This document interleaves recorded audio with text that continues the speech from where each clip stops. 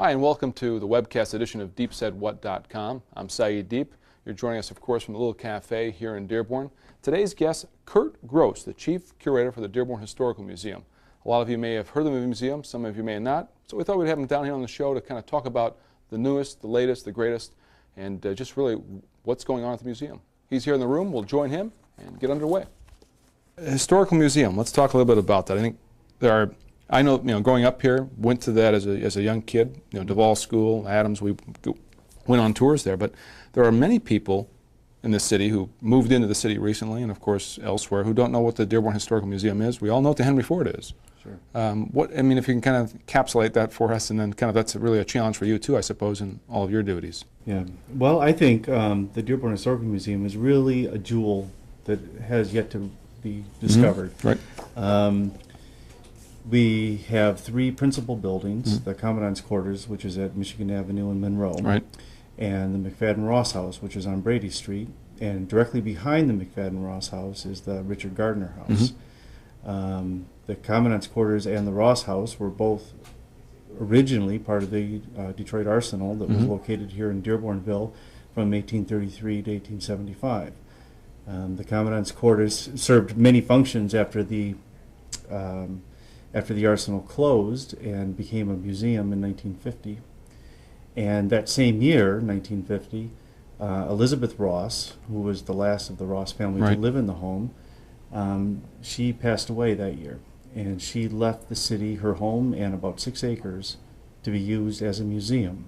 And so in 1956, the Ross House opened up as the second historical museum. The Richard Gardner House was originally part of the Greenfield Village collection. Right. It was one of the homes that Henry Ford had saved and moved to the village in 1929. Mm-hmm. And in the mid-90s, the village was going through some reorganization, and they felt that that home didn't fit within the scope of what they wanted to do. And so in 1996, that house was moved to the McFadden Ross House site and became part of our collection. So right behind the Quality Inn, yes, is where we've moved the house out of Greenfield Village. Correct. And put it over there. Mm-hmm. Okay. So now, did the Ross family, just to bring everyone up to speed, when they gave the property to the city, was the requirement that it had to stay, one, a museum, and then how did the hotel kind of factor into that? If you can kind of refresh our memory here. Well, the house and the land was all meant to benefit the museum. Right. From very earliest beginnings of the museum in Dearborn, Mayor Hubbard wanted the museum to begin to generate some revenue to help defray the cost of operating the museum. And so in 1958 and 59 is when they entered a contract with the then Fairlane Inn Motel. And the idea was that this hotel would be constructed, and it was done on a lease arrangement with the city. And so the museum has been receiving a lease payment from the hotel since 1959. Okay.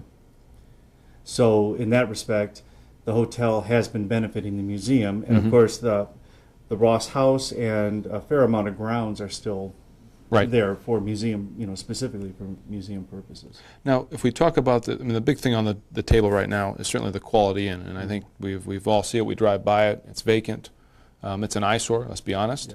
Yes. There's a 30-year lease or thereabouts at the person who has there to use it as a hotel, I think. I'm going to put this graphic up here, if I could, and that's just to give people some reference on what the house is. Now, what are the plans for that? Are there plans where the museum would use half of this? I've heard some talk about University of Michigan Dearborn using it as a dormitory, and where are we on that, I guess? Well, as you probably know, the hotel closed its doors in November of 2005, just prior to the Super Bowl. I really don't know all the details behind the closing, except that I think the overhead was just more expensive than the revenue he was generating. And you're correct. The owner of the hotel does have a lease until, I believe it is the year 2030 or 2029, in that time frame. As a result, the hotel owner has come to the Historical Commission with a couple of different ideas for redeveloping the corner. Those initial ideas that we've seen, the drawings that we've seen, have featured some sort of retail on a two-story building with retail on the first floor and office space above. Right. And then, as maybe a second phase development, maybe some sort of housing toward on the north end. That would be housing. That could be dormitories for University of Michigan. Originally it was drawn as condominiums, but that was just sort of the architect's right. sketch. Yep. The problem that the commission has really had is these drawings have really impinged or impacted too much on the museum. Okay. And given parking ordinances and things of that nature, of course, if you build a building of X number of square feet, you have to provide X number of parking spaces. Yeah. And the result of that has been that a lot of the Ross land gets taken up with parking. Right. And so over the past, I would say 9 months. Four-letter word in Dearborn. Pardon me? That four-letter word in Dearborn is parking lately. Yes. But yes, but I don't want to digress. But all right, over the past. Probably about the past year now, I guess, maybe a little less than a year. These different drawings have been presented to us. And because of the impact, we felt that, at least so far, they wouldn't work. Right, right. So as a result, we are still in a process of exploring other alternatives. Right. There has been some discussion with the University of Michigan with the idea of developing some student housing. Right.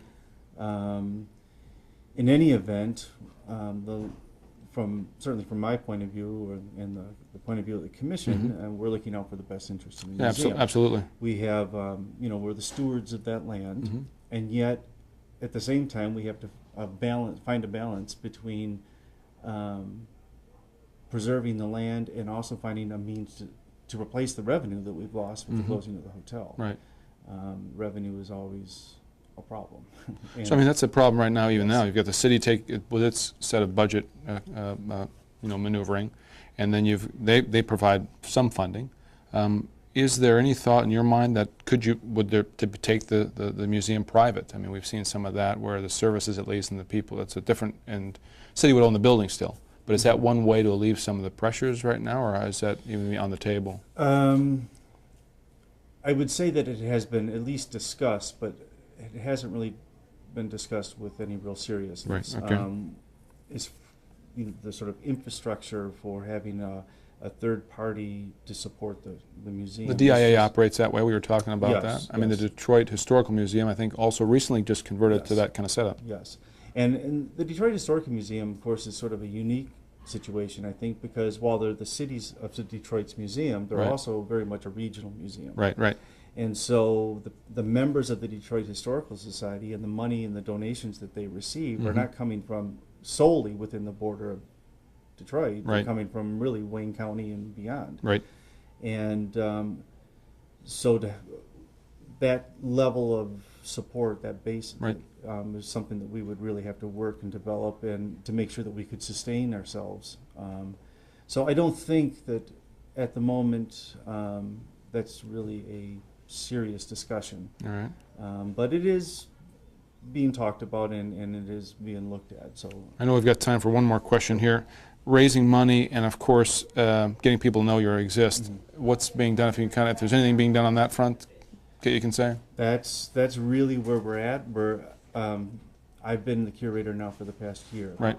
And we've really been trying very hard to reorganize the museum on many levels. Right. Our collections, our buildings, and sort of give them a fresh look, and of course all of the support groups that we do have, and we do have support groups out there in the community, the Museum Guild of Dearborn, and the Historical Foundation, and the Historical Society, of course, and really trying to work with these groups to develop a plan and a program to go forward that will start to bring in the kind of revenues that we need to fill in the gap. Fill in the gaps. Well, it sounds exciting, and we'll have you on if we could, maybe another time. Sure. I hope you could join us back when we can kind of get some ideas of where things are going. Appreciate you coming on here. Good. I want to thank you out there certainly for joining us. Always with pleasure. And remember, next time, deepsaidwhat.com, and remember to say nice things about Dearborn. Thank you.